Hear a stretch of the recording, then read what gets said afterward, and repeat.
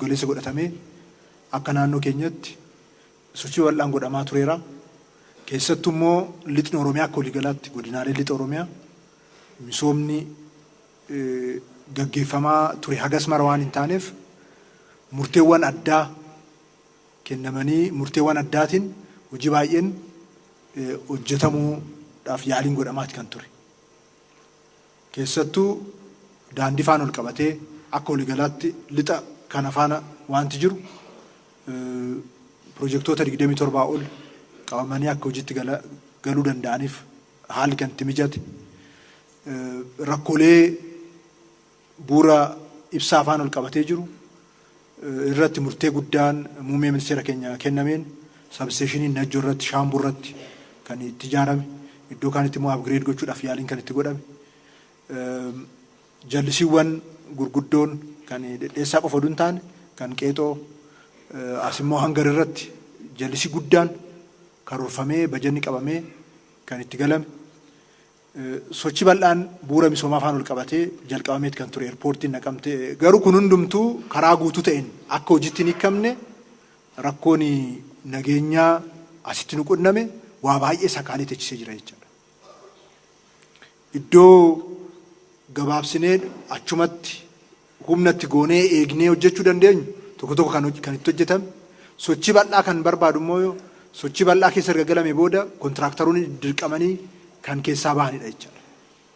Lixa Oromiyaa irratti daandiin kabajamoo muummee ministeera keenyaan waggoottan darban murtaa'ee kenname Oromiyaa guututti waggaa 27 darbeen kenname kan lixa Oromiyaa qofaaf kenname jechuudha. Garuu rakkoo nageenyaa irra deddeebiidhaan kaasaa turtan suntu sakaalee nu teechise.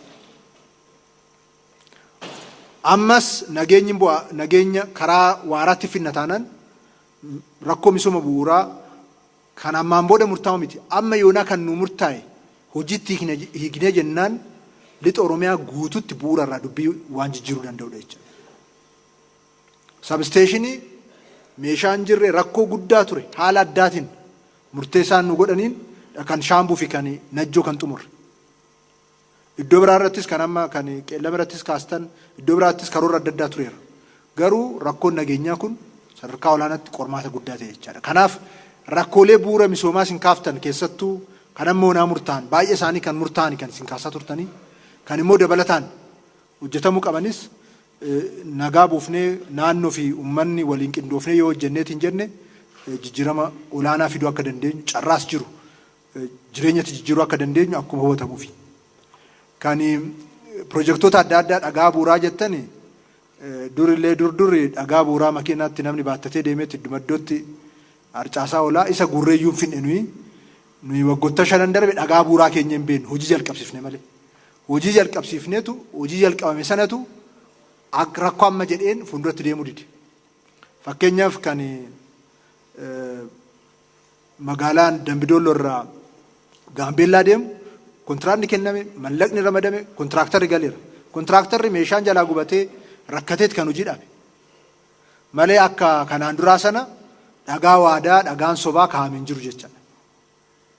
Kan namni kaa'e sanayyuu gurree waan hin fidneef nuyi lammata dhagaa bu'uuraan keenyu garuu waan murtaa'e waan jedhame sana qabatamaatti hojiitti hiikna jechaadha. Kanaaf ija saniin yoo laallame gaariidha. Kan paarkii agiroo industiraal paarkiitti deemamaa jira. Kan sibiilaa rakkoo jalqabumayyuu akkaataan itti yaadames rakkoo qaba. Oorii irratti otuun hojjetin asitti waan oomishichaaf galtee ta'u otuun hojjetinidha kan maashinii fiduudhaaf yaaliin kan godhame. So isa xiqqoo deebisanii laalatti kan jiranii inni bu'uura irraa laallamee sirrachuutu irra jiraata. Isa saniin yoo laaltan gaariidha. Carraa hojii akka waliigalaatti jiru faana ol qabatee jiru yoo akka sila kaase nageenyi waaraan dhufee karaa yoo qabate carraa hojii uumuudhaaf godinni Wallaggaa rakkoon qabu. Maaliifi albuuda qabna, warqeetu jira. Bishaan qabna, lafa bal'aa qabna, bosona qabna. Mootummaan inisheetivii hedduu qareet kan jiru qopheessee hojiitti hiikaa jira. Inisheetivoota sana cimnee hojiitti hiikna taanaan carraa hojii bu'uura irraa hiikuu dandeenya.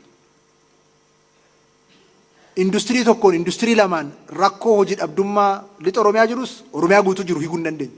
Diinagdeen guutuu socho'uu danda'u tura jiraata jechaadha. Hojiin gama hundaan hojjetamuu qaba jechaadha. Asirratti akka mootummaa naannoo Oromiyaatti keessattuu lixni Oromiyaa kun oomishni qamadii bonaa irratti ta'uu irratti argitanii jirtu waggoottan darbanii godina hunda keessatti yaalameera hojii bu'aan gaariin dhufee jira. Bara kana qophii gahaa gochaa jirra. Paampota 10,000 lakkaa'aman fiduudhaaf hojjechaati kan jirru. Isaan finnee jennaan ijoolleen baay'een hojiitti galuu danda'u. Jireenyi namaa jijjiiramuu qaba danda'a. Namni mallaqa of harkatti qabachuu danda'a.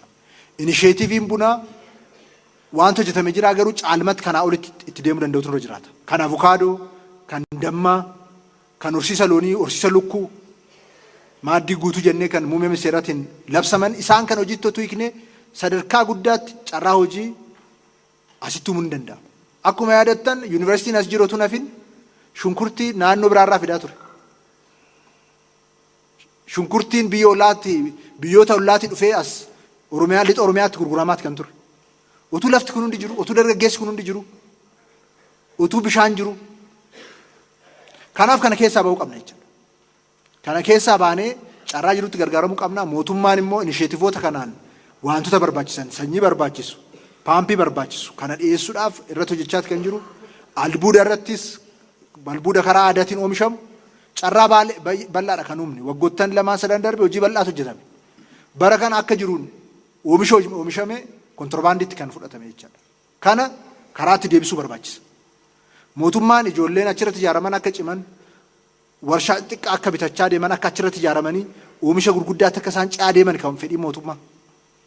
Garuu hin beektu oomishamaatti kan jiru garuu seeraa ala daldalli seeraa ala kan fudhataa ture.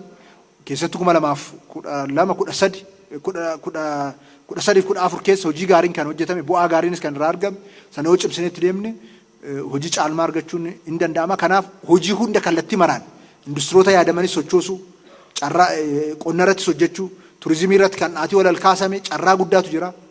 Eerpoortiin 2 ijaarameera. Asoosaa eerpoortii jira, Gaambeellaa eerpoortii jira. Daandiiwwan kun wal qunnamanii jennaan turizimii bicharraa lixa Oromiyaa irratti carraa guddaatu jira jechaadha.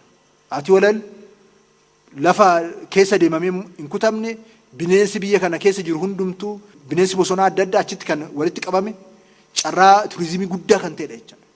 Isa kana hundaaf jabaannee dhimmoota amma jalqabaman uummanni harka wal qabatee hojiitti hiikuu danda'utu irra jiraata jechaadha.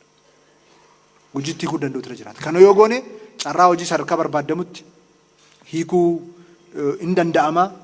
Wanti jala mureessinii kaasuu danda'u xiqqoo hafuura nagaa xiqqoo argatamee jennaan lixa Oromiyaa diinagdeensaa Oromiyaa miti akka sila ka'ee Itoophiyaa guutuu utubee ceessuu hin danda'a jechaadha. Isaaf immoo qophii gahaan, murtee gahaan, bajanni qabamee, kontiraaktarri ramadamee waa hundi wanni itti galeetti kan jiru waan ta'eef isa dafnee jabaannee hojiitti galchine inni mataansaa carraa hojii uuma deebisee inni mataansaa immoo humna uummata keenyaaf ta'a jechaadha. Kanaaf kanarratti xiyyeeffannee hojjechuun dura jiraata kan jedhu kaasuudhumaa fi barnoota afaan ol qabatee aanaan irratti xiyyeeffachuu kan qabnu akkuma amma jalqabne bu'uura boruu irratti fi manneen barnoota sadarkaa gadaanaa irratti akkuma amma jalqabne isa milkeessuu irratti jabaannee hojjechuun dura jiraata. Finxaaleeyyii gama lamaan shanii lachuu shanii afaan Oromoo dubbatus shanii afaan Amaaraa dubbatus irratti kallattiin jiru ifadha. Olaantummaan seeraa kabajamutu irra jiraata. Kan nagaadhaan galu immoo karaa nagaatiin akka galu irra deddeebinee itti ibsamaa kan jiru uummanni keenyas ibsaa jira. Kanaaf isa sochiiwwan jalqabaman dafnee xumurree uummata keenya aara galfachiisuu qabna. Olaantummaa seeraa kabachiisuu irratti garuu mamii tokko keessa galamuu hin qabu jechaadha. Isaaf mootummaan xiyyeeffateeti kan hojjetaa jiru isa kallattii maraan itti deemuu qabna. Keessattuu bulchiinsa lafa keenyaa afaan ol qabatee uummanni keenyas ilaaluu qaba jechaadha. Uummanni keenyas ilaaluu qaba. Akkamitti lafa keenya bulchina, akkamitti nama nuuf hojjetu ofitti qabnee jiraachifna, akkamitti waa hundi ilaalamuu qaba jechaadha. Sana alatti garuu uummanni Oromoo uummata hunda faana nagaadha. Tokkummaadhaan jiraachuu barbaada, jaalalaan jiraachuu barbaada, tokkodha nuyi durisi. Ammas tokkummaa keenya eegnee deemna. Isa kana gidduutti garuu humnaan fedhii isaanii kallattii adda addaatiin warra immoo lafa buufachuu barbaadu jabaannee harka ol qabannee irratti qabsoofnee karaatti galchuu danda'utu irra jiraata. Inni asii ba'ees inni kaanis waa badii irratti wal gargaaranii akka hojjechaa turan uummanni keenya waan argaa turtanidha jechaadha. Garuu immoo kun haala kanaan ittiin fufu waan achi keessa jiru qulqulleessinee karaa hin qabsiifnaa hojii tarkaanfiin adda addaas gidduu kanas fudhatamaa jira. Qulqulleessinee karaa qabsiifnee uummata keenya jireenya isaatti deebisuu irratti hojjechuu nurra jiraata asirratti cimsinee kan hojjennu ta'uusaa kaasuudhaa fi qormaata hedduu keessa dabarree waan as ga'e kuni gonkumayyuu duubatti deebi'uu hin qabu. Duubattis immoo hin deebi'u. Rakkoo kana keessa jiru qormaanni kana keessa jiru daran nu cimsaa dhufe. Kan kaleessaarraa har'a cimneerra. Kanarraa immoo boru hin cimna. Kana keessatti tokkummaa keenya eeguu tasgabbiidhaan hojjechuu jabaannee immoo carraa arganne hundatti fayyadamnee misooma hojjechuu carraa arganne hundatti fayyadamnee jiruuf jireenya keenya jijjiiruu irratti jabaannee hojjechuu danda'utu nurra jiraata. Gama murtiitinii fi gama achi waan gadi dhufu irratti baay'ee yaadda'ina. Isumaas jiraan isin harka wal qabannee dubbii jiru lafa qabsiisnee jenne waan barbaadamu hunda hin finna isiniin jechuun barbaada. Kan daabboo gifti duree keenya ambaasaadara barnootaa Adde Zinaash Taayyaachotu nuuf ijaarsaa jira. Carraa kanaanis isaan galateeffachuun barbaada. Magaalaa Naqamteetti daabboon ijaaramaa jiru. Yoo jabaanne immoo isarraa ilaallee nuyi akka mootummaa naannootti hin babal'ifnaa. Mana barnootaa baay'ee naannoo keenyatti nu ijaaranii amma immoo daabboo nu ijaaranii mana daabboo nu ijaaranii jiru.